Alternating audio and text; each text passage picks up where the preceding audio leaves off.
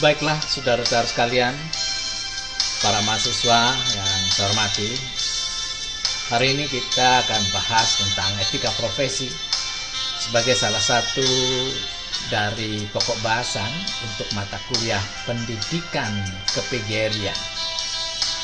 Dan hari ini tentunya yang saya bahas adalah apa itu etika profesi. Sedangkan untuk kode etik atau etika profesinya, saya mohon saudara-saudara untuk mencari searching di Google atau di mana sajalah.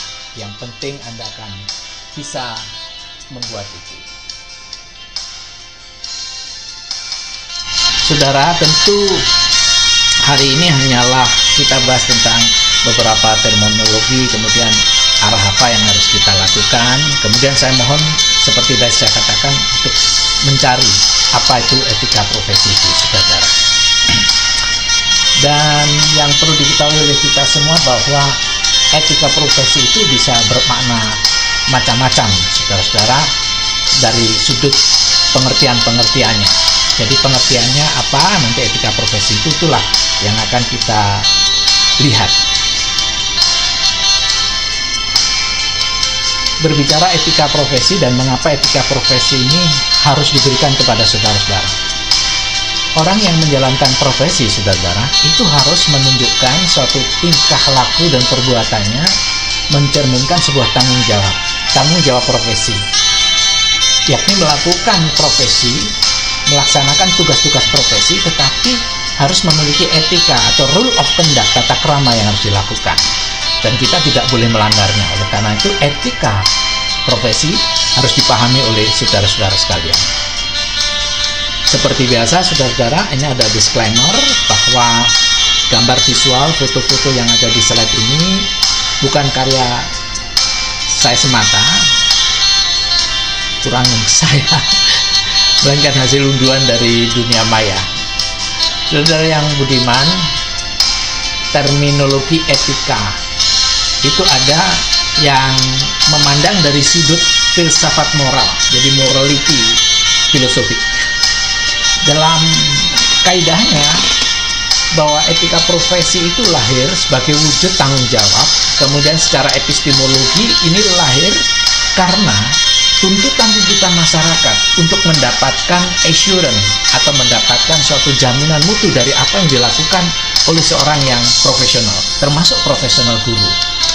Nah, inilah saudara-saudara sekalian yang saya harapkan saudara-saudara memahami bahwa etika profesi dilakukan secara moral dengan filosofinya tadi adalah pertama, ya tadi, wujud dari sebuah profesi harus dituntut hadir sebuah rule of conduct, etika.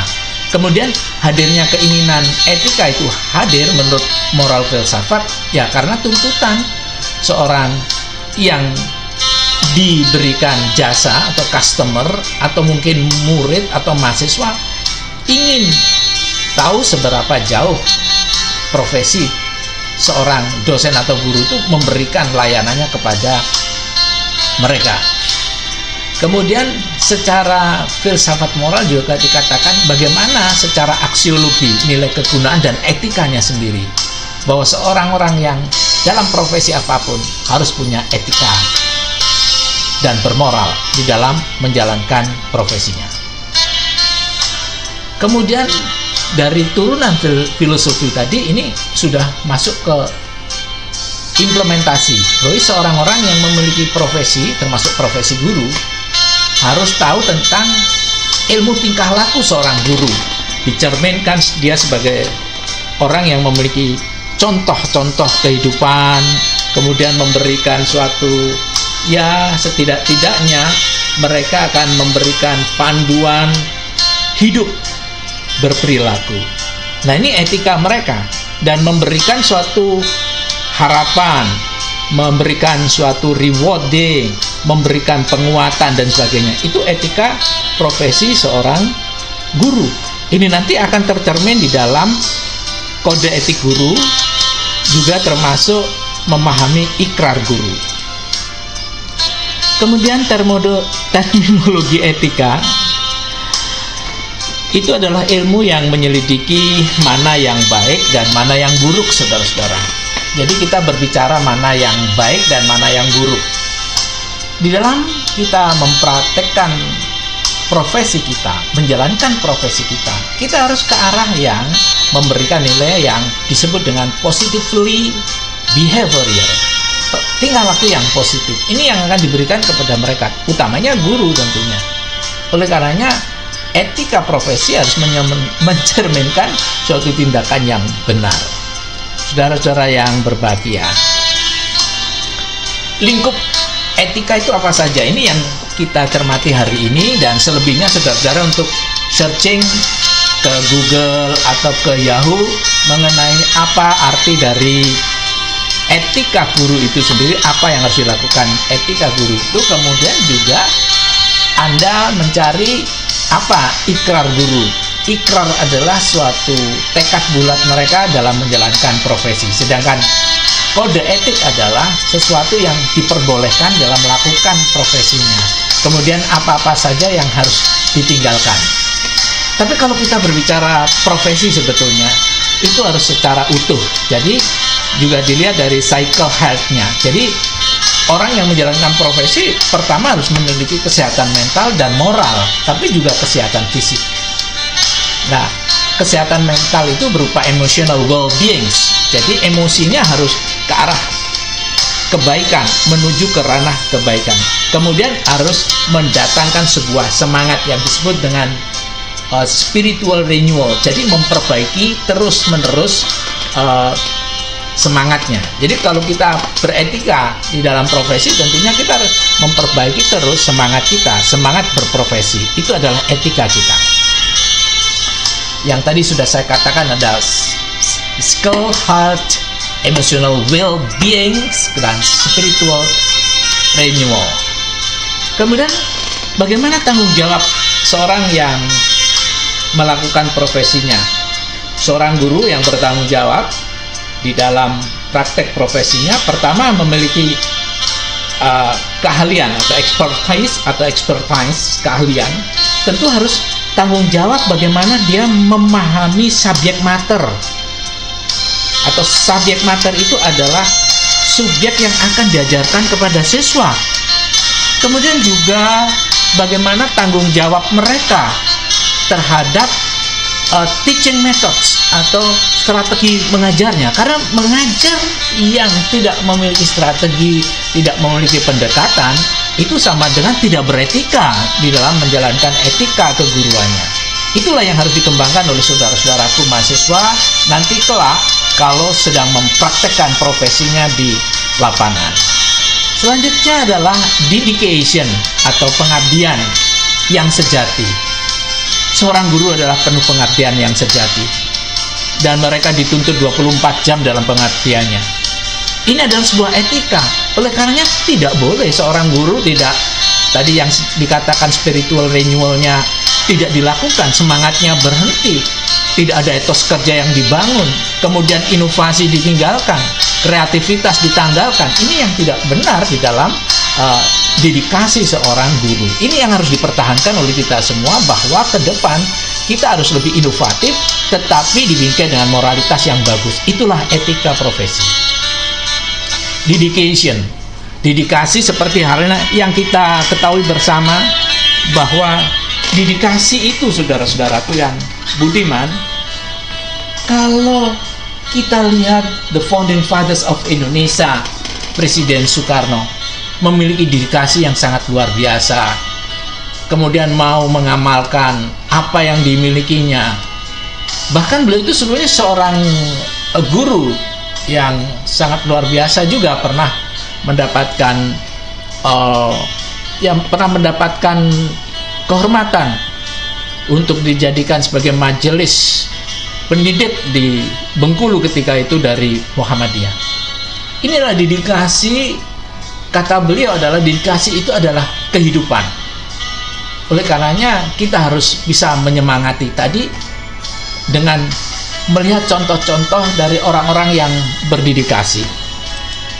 Kemudian dedikasi itu katanya sukses itu membutuhkan passion dan dedikasi. Itulah pengabdian sejati. Jadi tidak pernah tanpa dedikasi kita akan menggapai sebuah sukses. Inilah yang harus diperhatikan, bagian-bagian dari etika yang harus diketahui oleh kita semua. Selanjutnya adalah kesetiaan atau loyalitas. Loyalitas itu adalah diberikan kepada kita, memberikan sebuah kepedulian yang sebesar-besarnya kepada profesi kita, kemudian lebih mengutamakan profesionalisme dengan kualitas, dan selalu dibingkai dengan hadirnya suatu inovasi dan kreasi-kreasi yang sangat luar biasa. Itu bentuk loyalitas. Kalau kita bisa menemukan media yang paling bagus, itu adalah bentuk loyalitas. Kalau kita bisa mengajarkan dengan bagus, itu adalah bentuk loyalitas. Kalau kita bisa dekat dengan siswa kita dan membangun moralitas dia untuk mencapai prestasi setinggi-tingginya, itu adalah loyalitas. Tapi loyalitas yang kita bangun yang penuh tadi, yang tidak ada hentinya, itulah yang juga disebut dengan didikasi. Jadi didikasi dan loyalitas itulah 11-12 ya. Kemudian sensitivitas kita, kepekaan kita. Kita harus peka terhadap kemajuan, peka terhadap keluhan dari siswa kita, peka terhadap harapan orang tua, peka terhadap keinginan bangsa ini. Kepekaan ini harus dimiliki oleh guru. Oleh karenanya etika profesi seorang guru adalah memiliki kepekaan. Mengapa? Karena guru adalah agent of change, yakni agen penggerak kehidupan, mendinamisasikan suatu kehidupan dan mendinamisir suatu keadaan sehingga kita mencapai tujuan mulia seperti yang dicanangkan di dalam pembukaan Undang-Undang Dasar 45 itu. Nah, guru sebagai agent of change ini harus peka terhadap keadaan itu. Apalagi kemajuan, resonansi kemajuan harus menjadi suatu gelombang yang tidak boleh ditinggalkan. Equality, persamaan. Dalam melakukan etika profesi, kita harus justitia commutativa. Artinya bahwa kalau A ditambah B, kalau A ditambah B, ya B sama dengan B ditambah A. Artinya kita tidak boleh membeda-bedakan asal-usul, golongan, warna kulit, agama, gender, dan sebagainya. Itu equality. Oleh karenanya kita harus memberikan keadilan kepada siapapun tanpa pandang bulu asal-usul itu.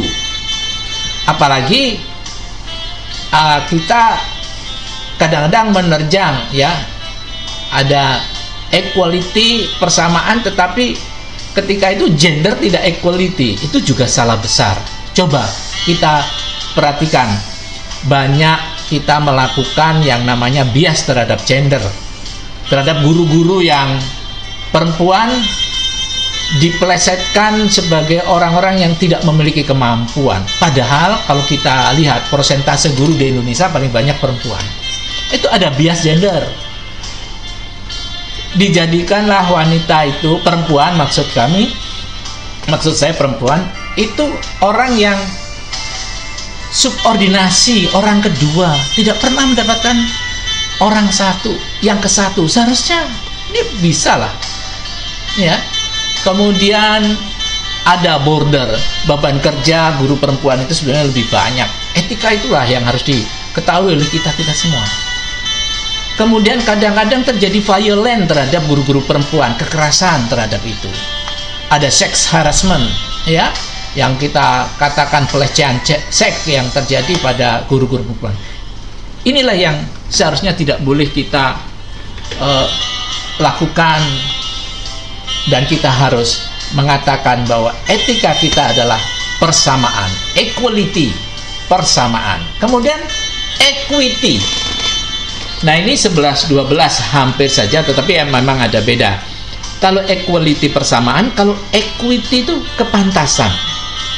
Nah, di dalam pendidikan harus selalu mengajarkan nilai-nilai kepantasan, sehingga kita tidak mudah memberikan sesuatu yang tidak baik atau memberikan cap-cap tidak baik kepada seseorang. Nah, ini tugas untuk anak-anakku sekalian, para mahasiswa yang budiman. Kita mencari bersama-sama dan mempelajari secara bersama-sama kode etik guru. Apa kode etik guru itu? Tentunya adalah suatu tata aturan kepada kita, rule of conduct atau tata krama seorang guru dalam membelajarkan siswanya. Kemudian ikrar guru Indonesia, bagaimana kesetiaan guru itu sendiri. Saya minta saudara-saudara bisa mempelajarinya, dan nanti pada saatnya akan saya minta untuk menjawab kuesioner yang akan saya sampaikan. Ya, saudara-saudara sekalian, itu tadi yang saya ceritakan kepada saudara-saudara. Mudah-mudahan saudara akan lebih memahami lagi bahwa ke depan etika itu menjadi sebuah tuntutan bagi seorang yang profesional. Saudara-saudara, itu yang bisa saya sampaikan. Mudah-mudahan ini menjadi titik tolak sebagai pemicu saudara-saudara untuk melakukan kajian-kajian lebih dalam tentang profesi, etika profesi, dan kode etik guru Indonesia. Demikian, terima kasih perhatiannya. Assalamualaikum warahmatullahi wabarakatuh. Sampai jumpa. Salam Sendol Jawat.